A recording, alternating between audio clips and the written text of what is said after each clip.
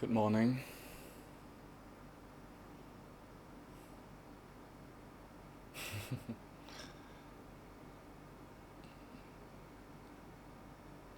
This feels surprisingly good. And my throat feels surprisingly bad. What do I mean with this? I mean recording this. And apologies if the camera is not straight. Didn't properly set up the gimbal, but I'm in an interesting phase of life where I finally have the time to do this. But I've questioned too much once again and undermined my motivation or what I had thought is my life purpose. I thought that I had so much clarity, but now it has been challenged and undermined. To the degree where right now I don't know what I want. I don't know what my dreams are, and the only thing I seem to know is that I'm dissatisfied.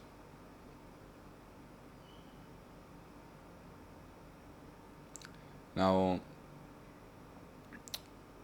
while I'm speaking these words,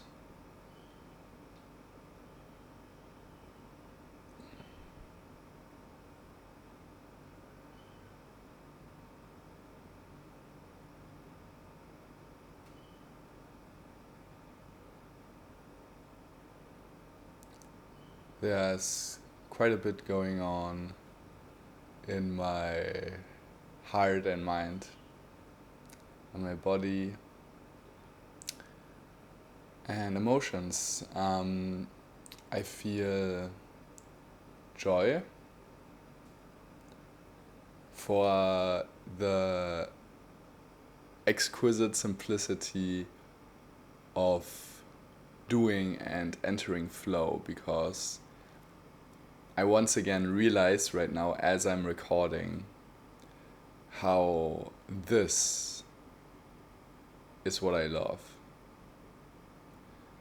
The last couple of weeks I've been thinking about doing this, and I thought I would not want to do it, which is actually correct. But when I just do it, and I am doing it, I realize that I love it, which is not a contradiction. In fact, it is the liberation. It is what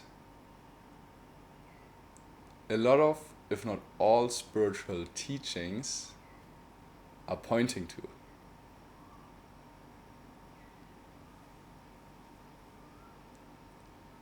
So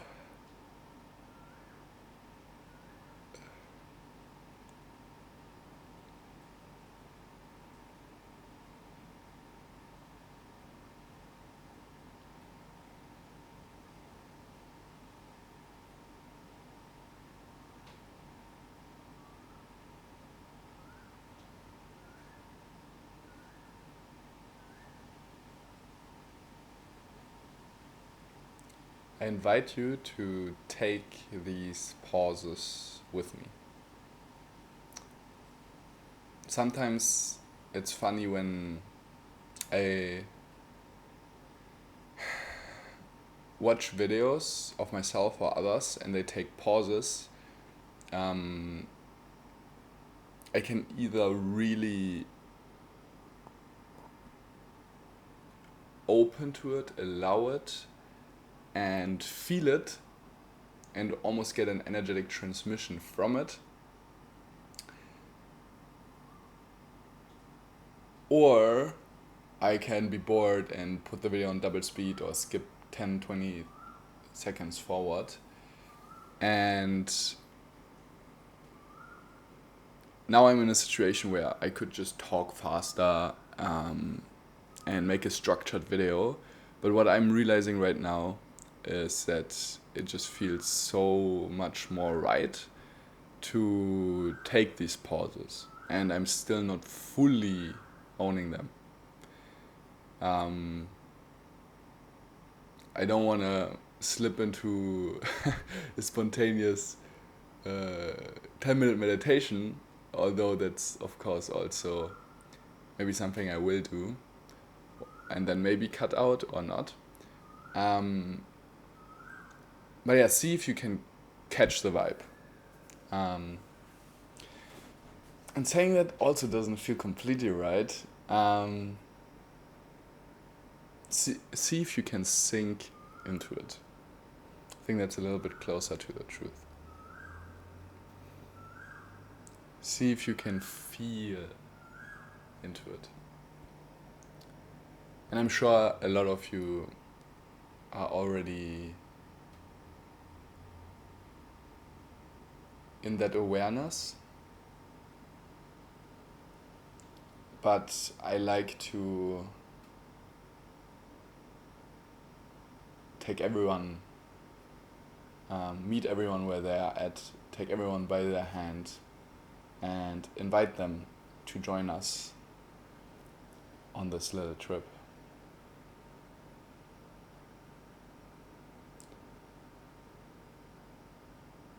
So, what is the paradox? What is the secret? What is the oxymoron we've been alluding to?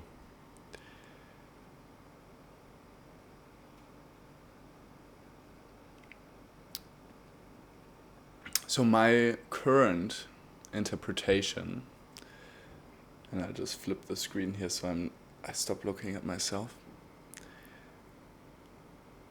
And I can look into your soul.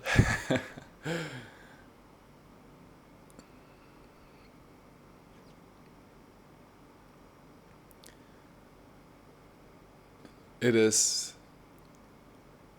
that there's truth in the thought, oh, I don't want to do this. Or I don't want to do this would be the more accurate phrasing. What do I mean by that?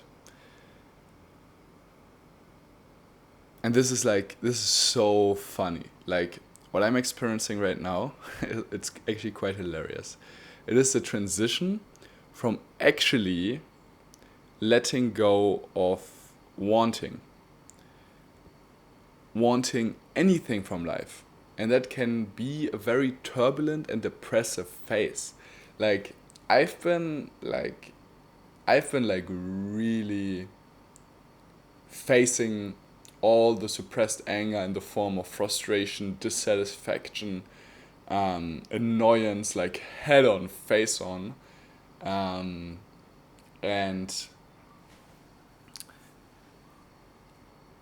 I noticed how all the juice got sucked out of wanting things, right? And I think you can see where I'm getting at with this. And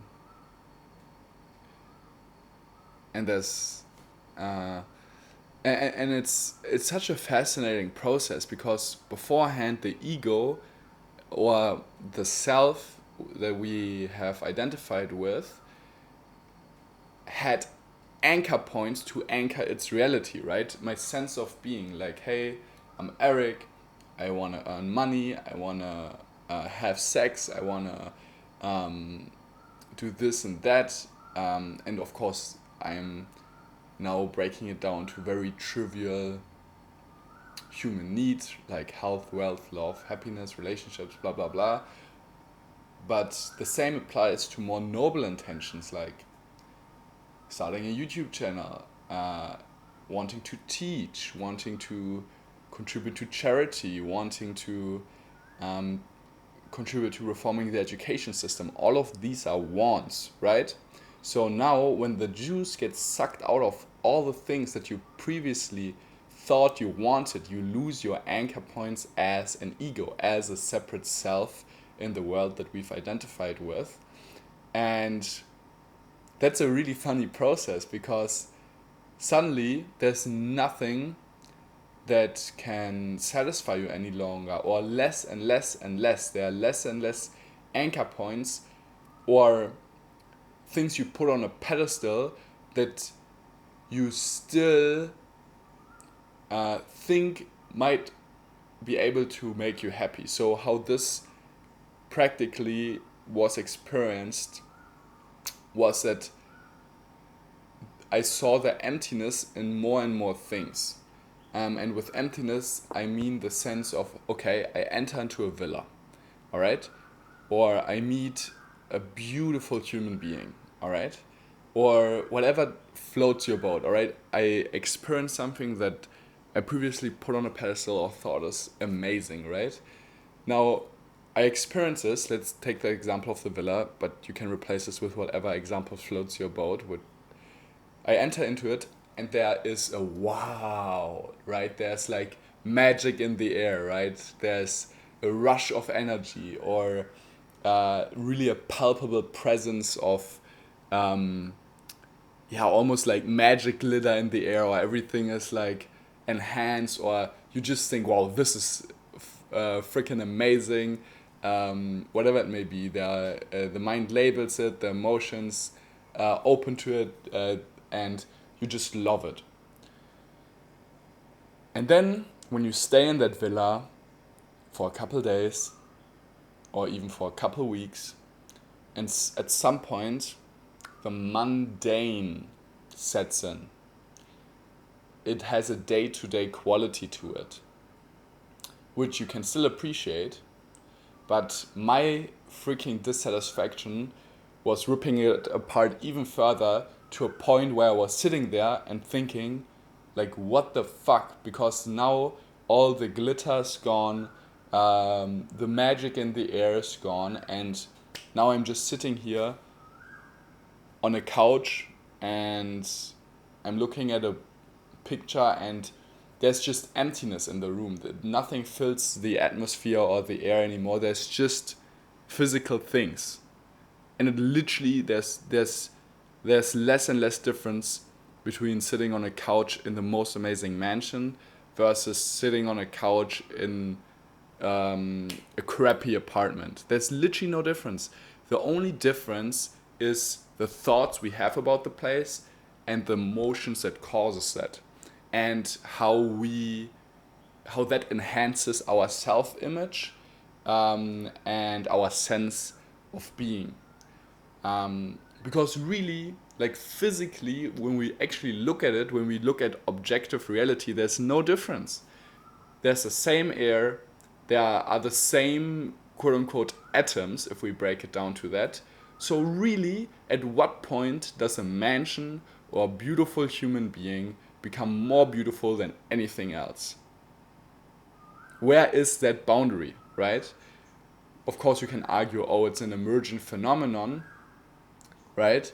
And there are beautiful and ugly things, but really, and this is something beautiful I heard from actualize.org, is ultimately everything is the same, right? Especially if we break it down to the atomic level or the energetic level. So it's really just our glorification of it. We project certain things on it, or we allow ourselves to see the intrinsic beauty in it.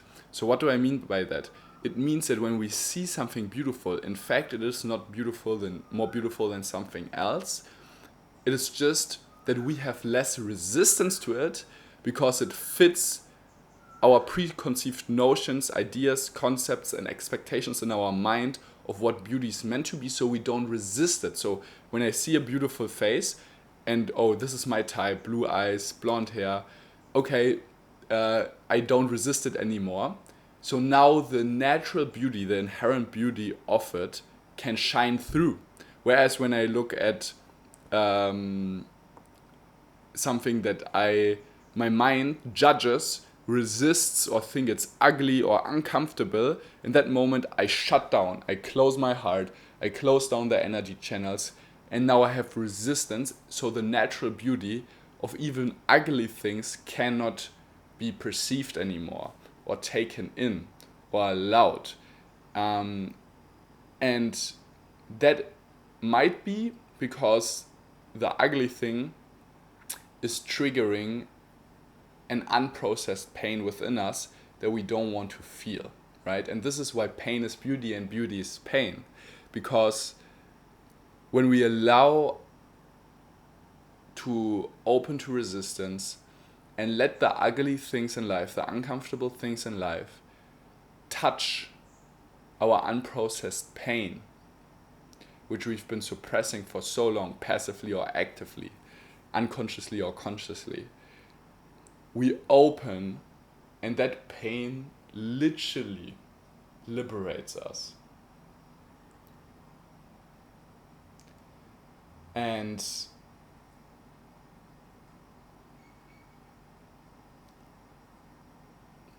then it flips, right? And then it flips. And I'll get back to the flow state in a second, and doing and loving it. But there are so many components to this, right? So it flips because then so the first step that many people experience, in that, you can call it awakening process, but that's so infected with ego as well, is that they go from, I love all these things, I love the mention, I love the people, I love this and that, and then you start seeing the emptiness in it and see, oh shit, like actually there's nothing satisfying about it inherently.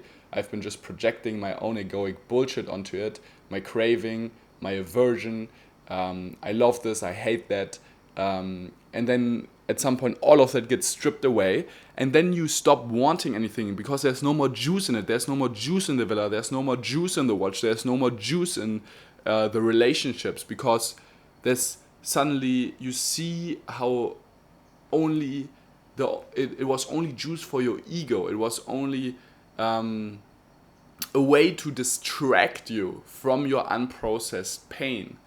It was a refusal to face reality and open to the glory of all. It was a skewing of the world, of projecting importance onto certain things, and unimportance on other things, superiority, inferiority, judgment, labeling, and so on and so on and so on. It was like a whole fucking dumpster fire of ego entanglement with the world. So when you are disillusioned with that and you let go, the space opens up, right? And we can talk about very practical techniques of how to facilitate that another time. And then at first the ego is like, the remainder of the ego is like, I want these things again, right? Because they were giving me the juice, they were giving me the life, the artificial energy to sustain myself, because you are disillusioned with all of it, with the world, and there's nothing you want anymore. So then the ego falls back on itself, but it's not quite ready yet to face the unprocessed pain and all the emotions and whatnot. So then it's in this in-between period where it's still in resistance, and it's alone in the world. There's nothing that is enchanting it anymore, luring it back into the illusions, and that's fucked up, you know. But then a switch can happen where you realize, oh shit, this is what I always wanted. Like, I don't want to want the things again. And I had a wonderful conversation with a beautiful friend about this. Don't want to want things. Don't. If right now you feel, okay, I got disillusioned and disenchanted and dispassionate about money, don't try to want it again. Don't want to want it again. See that this is the liberating thing you quote unquote always wanted, that you're finally at a point where you are free of desire, free of craving and aversion. Of course, not completely, but you are getting there. You're making progress towards that. So now you're finally at a point where you don't have to act out of fucking fear anymore, trying to get something for your separate self. But you can let go, right? You can completely empty yourself. You've letting go of the first wanting. Now let go of the second wanting, of creating the wanting again. Let go of the final safety net of the ego, which is nothing but unprocessed pain, which is nothing but identification, and searching for a ground of being, for safety. When you let go of that too, what happens is that finally that intrinsic joy, that unconditional love can enter into your heart and stream out of these channels that were previously trying to pull in. You can now go from getting to giving, from fear to love. You can make that fundamental and existential shift from fear-based to love-based, from desperation to inspiration.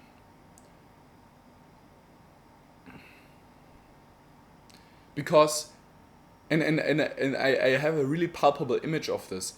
For me, it almost feels like there are pipelines of wanting that were previously like a vacuum cleaner, sucking in what my ego wanted to, because it was trying to get something for itself, to survive, to get what it needs, the social survival, the physical survival, the survival of everything that we've identified with, that we thought we were, trying to get something from the world, to then you let go the wanting, you let go of the wanting, and then you face and allow all the unprocessed pain so that the blockages in these energy channels can be released, and then you connect back to whatever you want to call it, source, your higher self, or you can see it scientifically, and the floodgates of your subconscious mind open.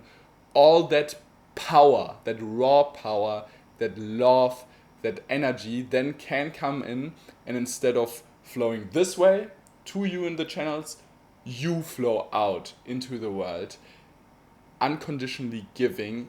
And there's not even that you can say, oh, now you trust that you are being nurtured by the universe. Now you no longer have to survive. You can just create or be, and be in a perpetual state of surrender, and you'll be nurtured by the world. But you don't even have to trust anymore, right? Because trust implies that if the trust is broken, you are disappointed. It's a perpetual surrender with no attachment to outcome, because there's nothing you need or want from the world anymore. All needs vanish, and the only thing that remains is a surrender to the guidance that will guide you to your highest timeline or path, or into the situations you need to be in. And the beautiful thing is, and this is something I learned from a mentor named Detlef, who said, either life will lead you into your pain, or you will. Choose wisely. What's the difference? No matter what decision you make, if you are not willing to face your pain, so now, life will lead you there. So no matter what decision I make now, if I go outside to the beach, or I go into the kitchen, or I make that life decision, I stop the business, I start a new business, no matter what I do, difficult circumstances will arise that will face head on and I'm just gonna check if I'm still in focus here. It will push you into an uncomfortable situation that will trigger that pain. So then the question is, do you want that difficult life where shit happens and shit hits the fan, so that you are finally on your knees having no other choice? Which it takes a long time to get there. There's a long period where you can still suppress it and ignore it and just fight with life. Or do you say, all right, enough is enough. I've seen that no matter what I do with my ego, no matter what I do with my separate will, even if I get what I thought I want, it's just a hamster wheel, and it never ends, or it doesn't even satisfy me. If you are at that point and you are willing to surrender now to and feel those unprocessed emotions, you don't have to go, quote unquote, into the future, and life doesn't need to lead you into your pain and trigger it out of you. You can just surrender now, drop your defense mechanisms, feel it now, and then you are liberated from that karma that you are carrying in you, that magnet which is going to pull those painful situations to you. But you felt that pain now, the situations are liberated, and now a future can unfold where that pain doesn't need to be triggered anymore, and you are free, right? And that makes so much sense, right? When I first heard this, oh yeah, when you'll be liberated, if you were meant to have a car crash, now you won't die, but you will only break your leg. I thought, how the fuck is that gonna work? How the fuck would that, why would that be, That doesn't make any sense. Why should an enlightened person have a privilege of an unenlightened person? But it's just physics. It's not a judgmental God who's gonna decide this or that. No, it's very simple.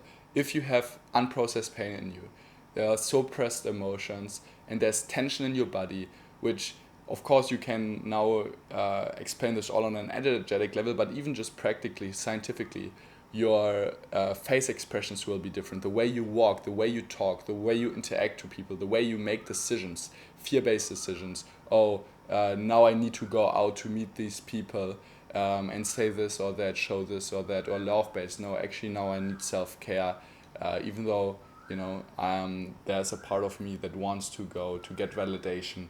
I know right now I just need to spend time with myself. These are very tangible decisions that will change your life. And when you now take the butterfly effect into consideration and see that a butterfly in Australia can cause a tornado in the US, you see how all these microscopic things that will be influenced by your suppressed pain can literally change the entire course of your life.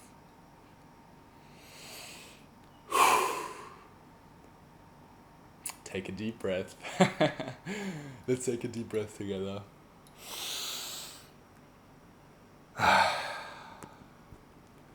Okay, that was a bit cringe.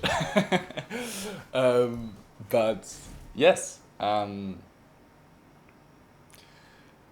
that's what I wanted to share about that. And now, to answer the question I had opened up the video with.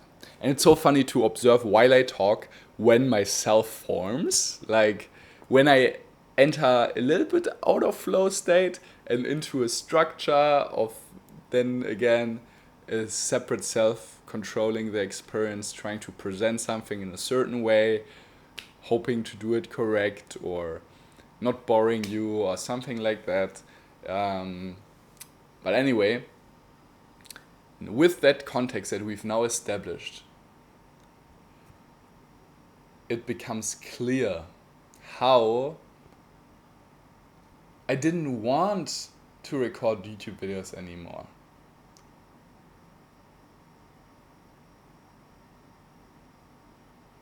Which made me depressed because I thought, oh my gosh, the thing that I wanted for years now And now joy rushes into my heart because I see that I haven't lost my lover.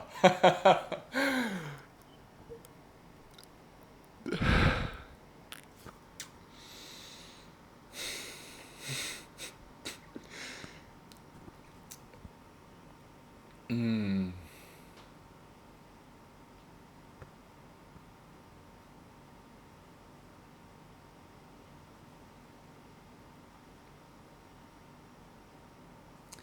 This is a really personal experience for me now because I really thought that I had lost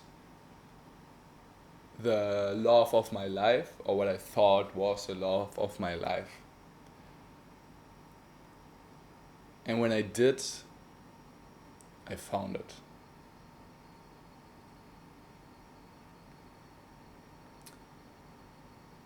You have to lose yourself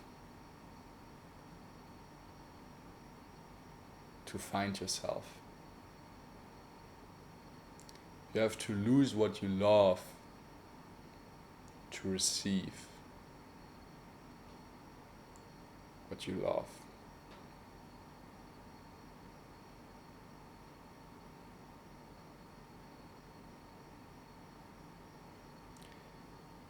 Because only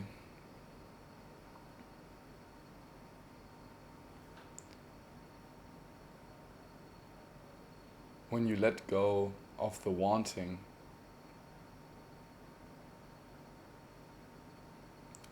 you can enter into the experience in flow state without wanting it. Because what you want, what you chase, runs away.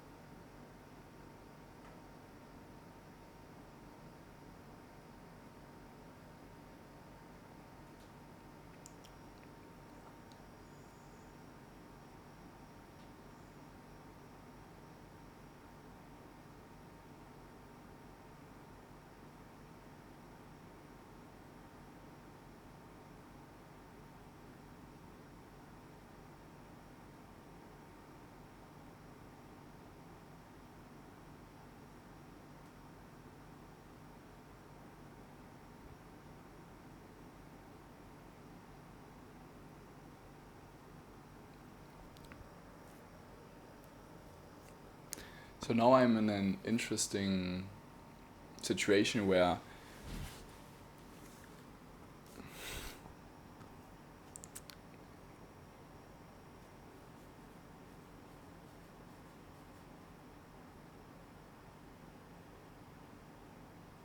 the cutting edge right now of recording this video is my mind knows how to explain this in detail and make it understandable for everyone with disclaimers and objection handling and a detailed map of the territory.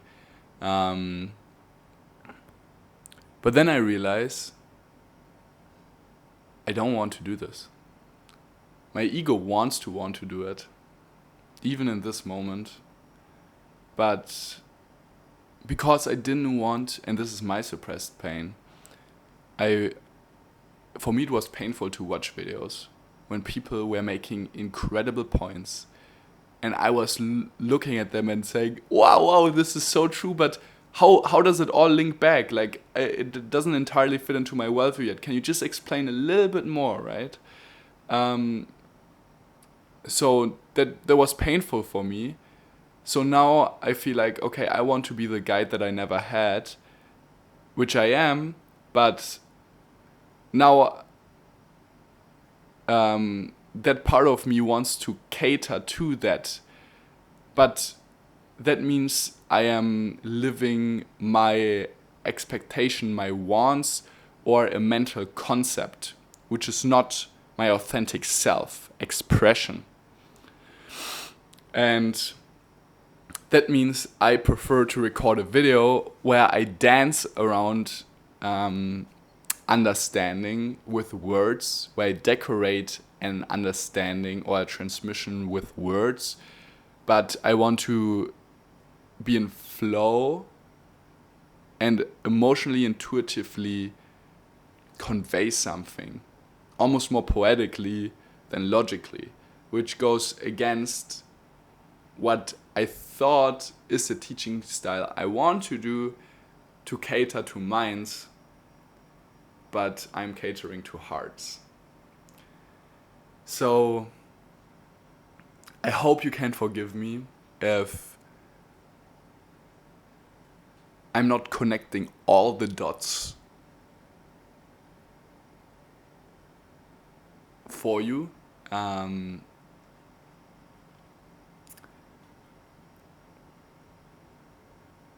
Which in fact I am, but not on a mental level, but on an emotional, on an intuitive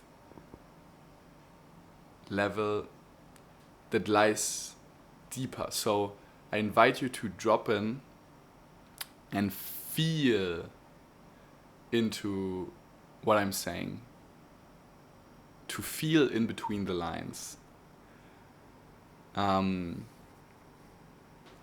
Instead of trying to logically understand it all in your mind and piece it together as a map, which, if we talk one-on-one, I'm more than happy to then explain it, because then it's maybe a more natural flow.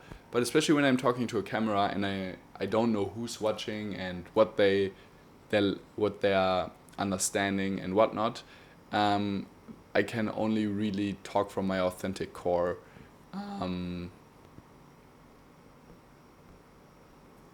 Yeah.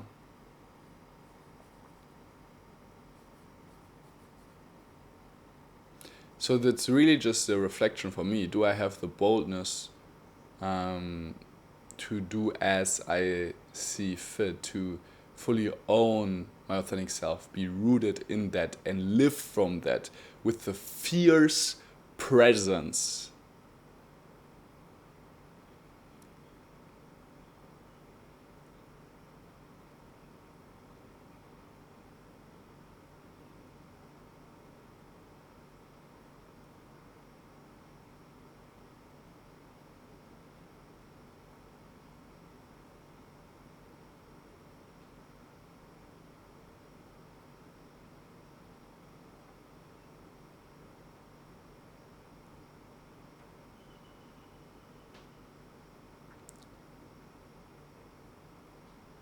Are you ready to be initiated?